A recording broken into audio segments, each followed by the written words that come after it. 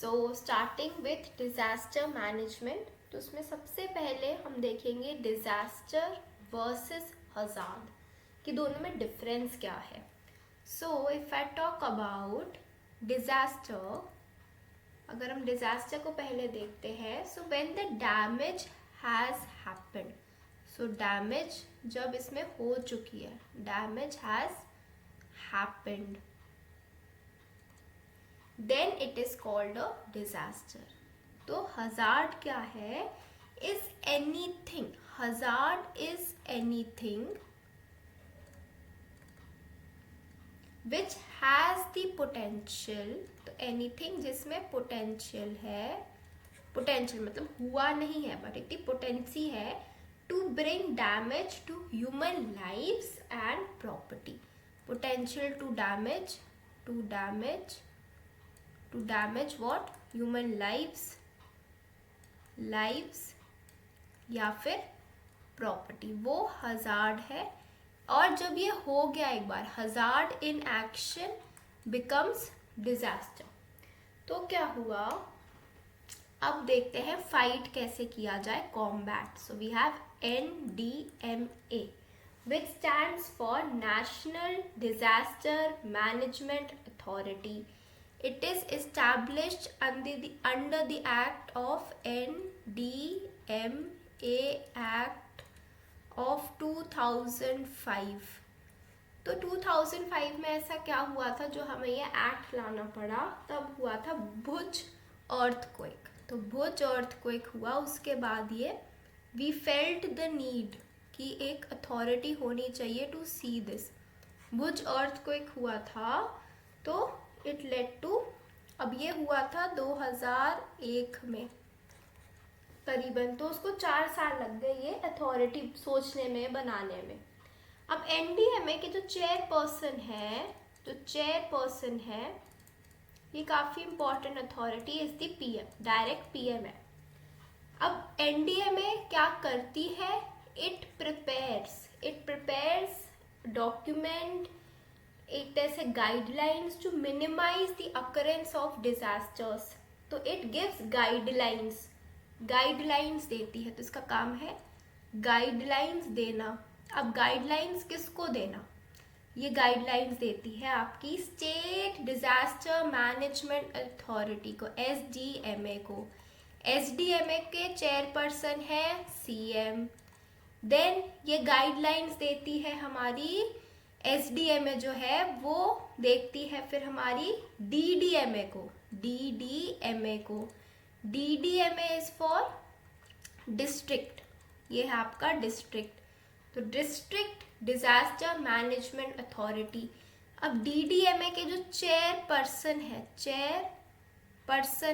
Chairman है हमारे, वो है हमारा DM. तो देखो PM, CM और फिर DM, NDMA, SDMA, DDMA.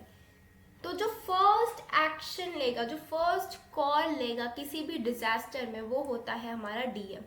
DDMA फिर बात जाती है SDMA, फिर जाती है NDMA. तो DM takes the first call. Ground situation handling is the task of DDMA और वो आपके चेयरपर्सन हमारे DM. अब हम देखते हैं कि ये जो गाइडलाइंस जो हमने बोली कि गाइडलाइंस है, वो एक तरह से कोर्स ऑफ एक्शन है. तो वो हमें बोलते हैं कि फर्स्ट सबसे पहले फोकस होना चाहिए रिस्क मिटिगेशन, कि मतलब ऐसा करो कि रिस्क ना ही आए. You take prior steps, so take steps before the occurrence of disaster या दैट इवेंट. उसके लिए हमें क्या करना पड़ेगा? We need to first identify कि कहाँ कहाँ आ सकता है. Then we should try to reduction, जो लग रहा है इन चीज़ों से आ सकता है. So we need to reduce and prevention. So identification से हमारा मतलब है कि वी एसेस द रिस्क.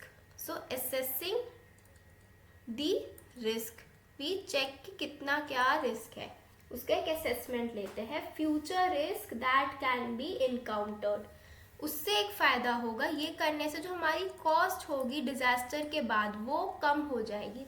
इतना फिर हाई इम्पैक्ट का डिज़ास्टर रहेगा नहीं। तो ये हो गई बात अंडर रिस्क मिटिगेशन। अब जब डिज़ास्टर आ गया, एक बार डिज़ास्टर फिर आ गया, तो मतलब ये आ चुका है, फिर क्या होगा, फिर ये बात करते हैं। फिर हमारी आती है गाइडलाइंस, गाइडलाइंस ऑफ एनडीएमए की डिज़ास्टर के समय क्या करना है। तो वो कहते हैं कि रिलीफ, वो 3 R की बात करते हैं, relief, then we have rehabilitation, and then we have reconstruction. तो कोर्स ऑफ एक्शन है कि पहले रिस्क मिटिगेट करो, नहीं कर सकते हो फिर दीज आर दी 3 Rs जो डिजास्टर के बाद फॉलो करने हैं। तो जो रिकंस्ट्रक्शन है, जैसे जो रिकंस्ट्रक्शन है वो केस बाय केस डिफर करेगा, केस बाय केस। ये दोनों हो सकता है, एक तरह से जनरल हो जाए, जेनेरिक हो जाए, but this is case by case. मतलब जैसे हीट वेव है, हीट वेव को कह रहा है कि अब डिजास्टर में इंक्लूड कर, हीट वेव के चलते हुए ह्यूमन लाइफ को नुकसान हुआ या फिर प्रॉपर्टी को नुकसान हुआ, कुछ ऐसे नुकसान हुए, तो ह्यूमन लाइफ को ज़्यादा नुकसान होगा ना कि प्रॉपर्टी को।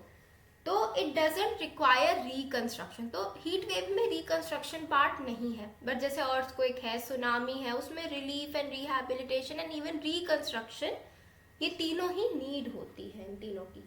और ये जो पूरी साइकिल है कि risk mitigation, relief, rehabilitation, reconstruction, ये एक साइक्लिकल वे में चलते हैं। जैसे फर्स्ट यहाँ से यहाँ डिजास्टर आ गया, फिर ये चीज़ें हम करते हैं, एंड जब रिकंस्ट्रक्शन हो गया, सिचुएशन नॉर्मलाइज हो गई, then try to mitigate the risk. So this is a cyclical process, एक के बाद एक चीज़ चलती रहती है। कीप ऑन मिटिगेटिंग रिस्क, आया तो फॉलो दी स्टेप्स, नॉर्मलाइज हुई situation in this point, go back to risk mitigation.